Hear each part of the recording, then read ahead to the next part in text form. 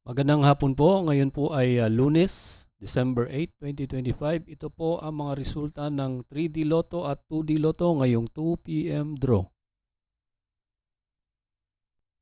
Kung bago ka pa lang sa aking channel, pwede kang mag-like, share, at subscribe para updated kayo sa mga PCSO lottery results araw-araw.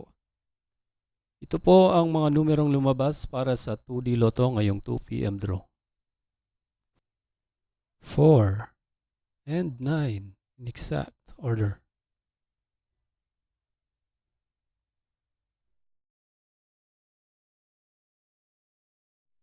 Ito po ang mga numerong lumabas sa 3D Lotto ngayong 2 p.m. draw.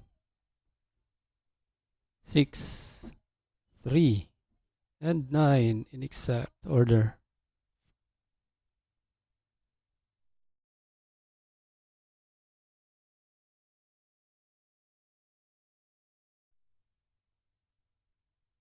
Congratulations po sa lahat ng nanalo. At kita-kits po tayo mamayang 5 p.m. draw. Thank you for watching. God bless us all.